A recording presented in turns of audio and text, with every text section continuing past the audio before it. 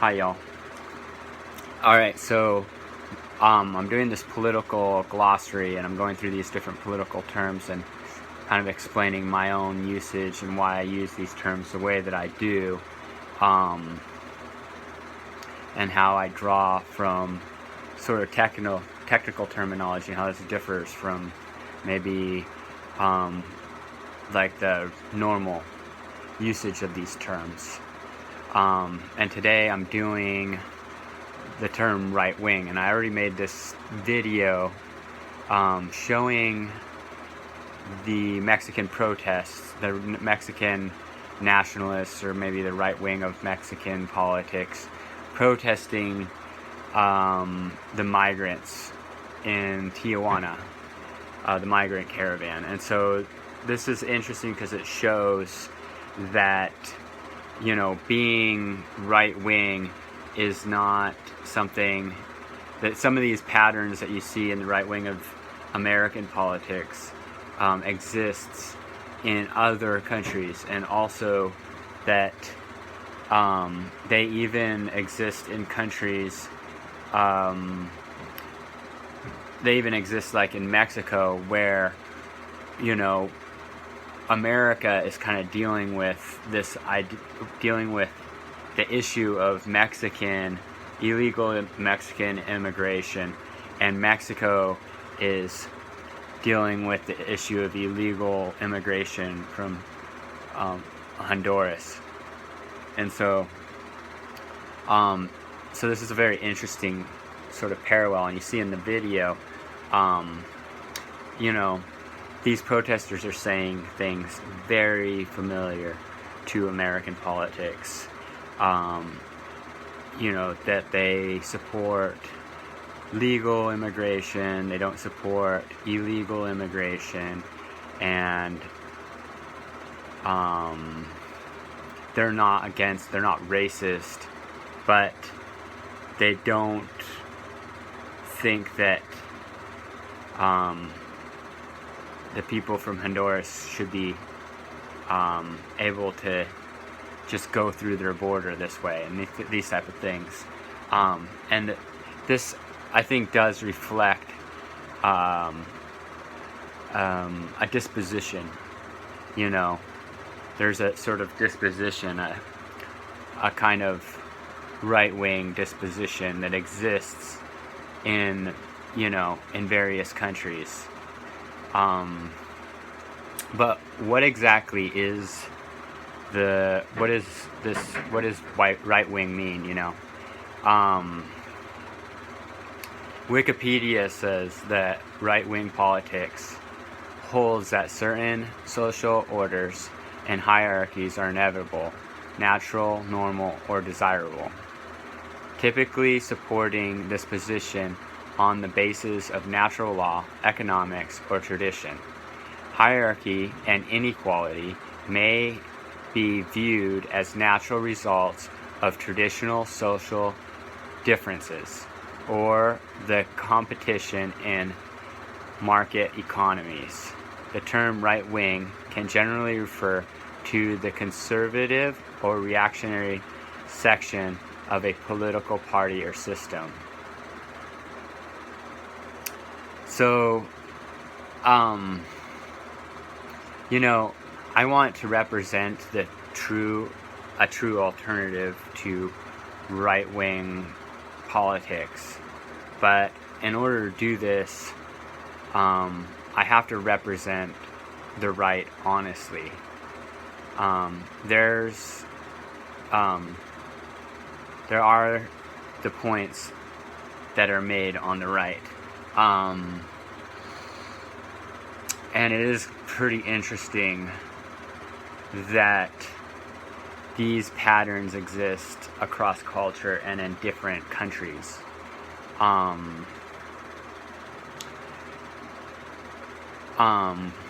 think,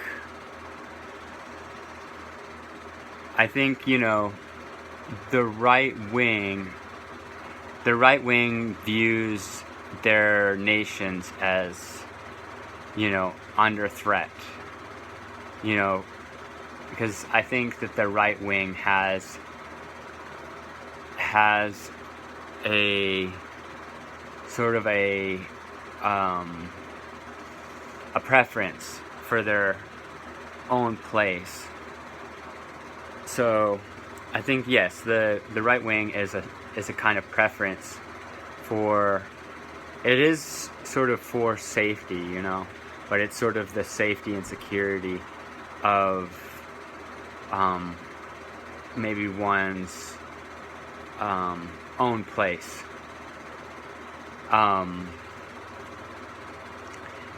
And you know, you can see this in these right-wing Mexican protesters, and you can kind of see this in the United States. There is this other political compass that I find really interesting, and I probably should have used this political compass in my video about the left, because at the end of that video I was kind of at a loss to really understand, to really explain this other kind of equality that isn't an equality of outcome and isn't an equality of opportunity, but is a different kind of equality. And I think part of the reason why I was struggling with this is that, I don't know, I might have to remake my video on the left, because I don't really think that the left is about equality at all. I think that the way that conservatives view the left, they think that the left is about equality, but the left isn't about equality. And I think this is why they are willing to take up arms or to fight, or I think this is why they're willing to assert, in a sense, is because I don't think it's really about equality for the left. I think what it's really about for the left is a belief that competition is unfavorable, that competition is something that should be overcome through human endeavor. And this graph, the political triangle, I think shows this pretty well. But then also look on the right-wing side of it and see how in this graph there's a relationship. See how also the free market relates to the throne and altar form of right wing. See, in here on the left, in the furthest left, Soviet Union, communism. Competition is cruel. It divides people into winners and losers. By creating a totalitarian monopoly, we can end cruelty. It's in quotes, you know, and on the bottom here it says, this bottom axis is kind of a totalitarian one. The achievement of the goals of the state is the property over any human is the priority over any human freedom. And then down here, absolutism, where you have fascism and monarchism and the Tsar and empire. It says humans can be property. The empire owns the kings own the lands own the subjects. Thus, the empire has a personal, direct interest in the property of the empire. And then up here, there's individualism. Human freedom from the collective is the ultimate value.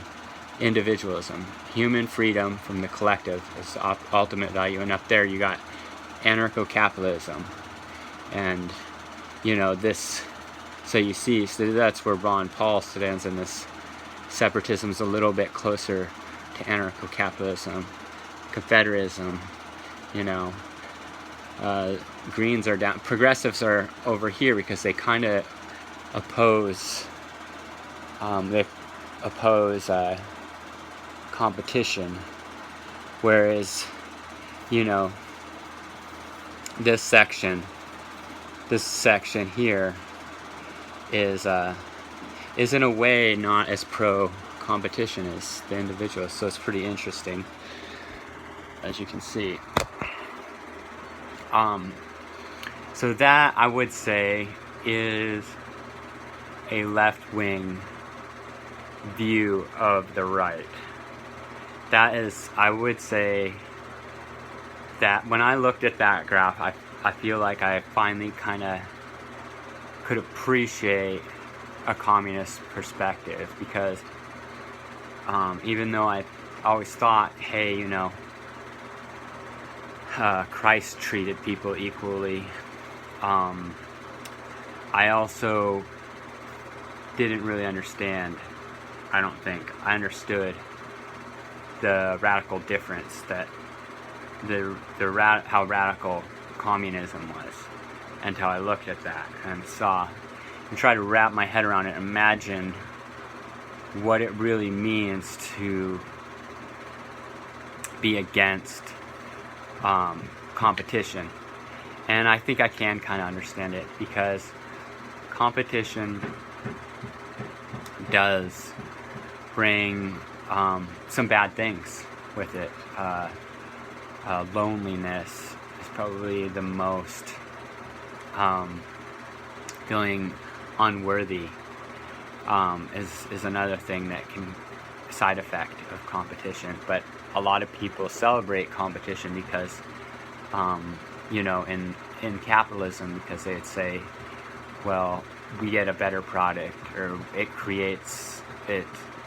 is motivating, you know, competition motivates. And so that's I think that's actually a really radical difference there between these three different forms.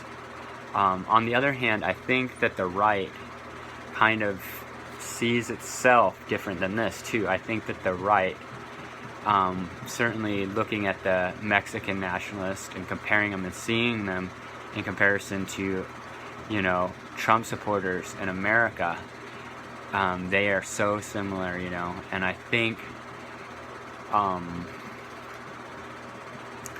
that this, you know, this group of people, this type of right wing, thinks, they feel like the border issue is really stems from a larger issue of agenda to dissolve borders and create sort of one a unified world system. And this is a very common narrative. In fact, I was watching a Herbert Marcuse presentation last night, and in it he basically says this very thing. He says that in order for communism to be successful, it has to be global.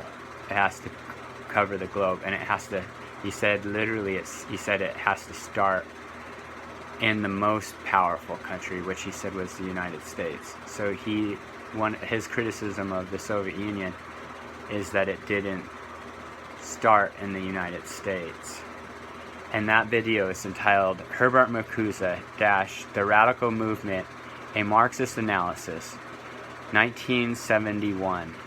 So yeah, I'll put that in the links. And so I think that the right wing sees the left as sort of totalizing and a threat to their sovereignty, and they actually consider, I think this is like across the board, this isn't just in the United States, I think it's noteworthy that this happens, you know, in Mexico, you know, especially Mexico, because Americans are so familiar with the idea that, you know, where the liberals will say that protecting the border is racist. So to see Mexicans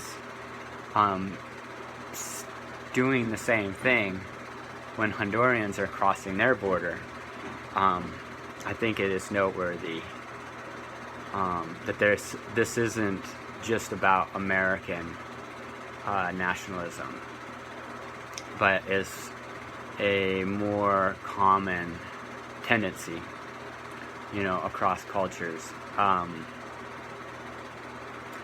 I do think that it is, it could also be a problem to be solved, though, as well, because, Christ said to love our neighbor and to be good to the foreigner and things like that. So, but to imagine a different response to this issue is really hard. In a certain way, it can be difficult.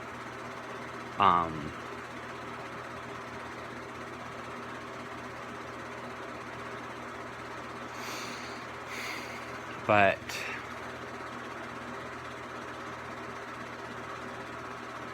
I think this other response would be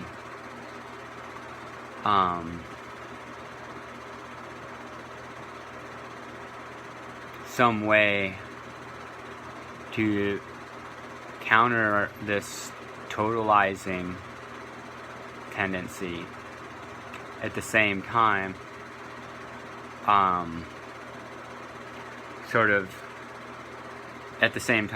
offering hospitality. And I think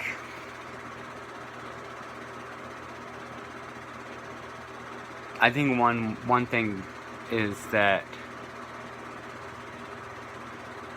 to perhaps see it as to see the sort of the enforcement of the border itself as part of a totalizing force. Because if you think back to when George W. Bush was in office, he had a plan, right? He wanted to institute, or there was a proposal to institute the Real ID, and that was to put like microchips into the IDs, into driver's license. And the reason he proposed to do this was to track temporary workers, which I think goes to kind of speak to this idea that sort of accounting the coming and going of these borders, possibly could be part of this rationalism, this technical rationalism, that is sort of part of the bureaucracy, the global bureaucracy. And I'm not really sure what the answer to that is, what a different answer to it, the sort of not right-wing answer to this problem would be, but I think it's maybe the one of the places to look is in examining the disenchanting element of our economic system and the techno-rationalistic element in our bureaucracy and in the border crossing and in the processing of people. Maybe perhaps in that way, if you challenge that technocratic element while at the same time,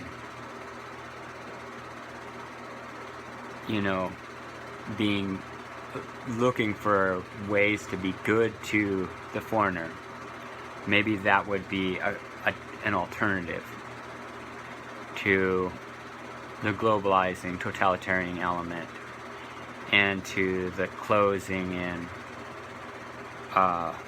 element.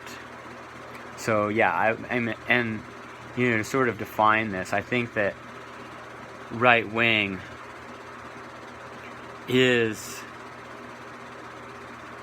it is an appeal to nature into a kind of natural law, but I think it is a natural law that doesn't include some of these things that Jesus said, or even some of these things that are in the major religions of the world, like Buddhism or Taoism with the yin and the yang.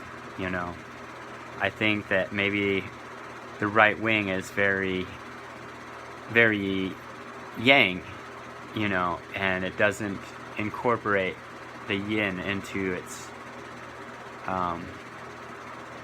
itself, into its dynamic.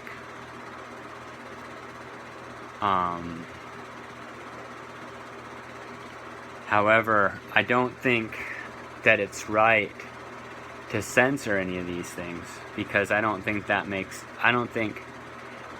just brings ignorance and closes the scope of acceptable topics for dialogue, which is, the very thing that Noam Chomsky criticized. So this isn't really a definition of the right, but kind of just an exploration of just really one issue, and sort of the back and forth. I really think this is I really think it's interesting to view the left, though, as a rejection of competition, and not of a value for equity or a value for equality or anything like that. I think this idea of the left being a rejection of competition is, I don't know, it does seem also very overly simplified, but to me, I can see why it has come up against a lot of traditional organizations, that idea. And then on the other hand, I can see the value that it's not really about cooperation per se, because nationalists cooperate, corporations cooperate. Those things are not left wing, but those things, nationalism does have this element of competition, and so do corporations, and so it starts to make sense how communists are opposed to these things from that rubric. Communist societies are not equal, they have rank, and yet in their ideal, they strive away from, I think they really do strive away from competition, in some bad ways and some good ways. But I think this is a really interesting meditation on this idea of reducing competition for the good of God's creation. Have a good night. See ya.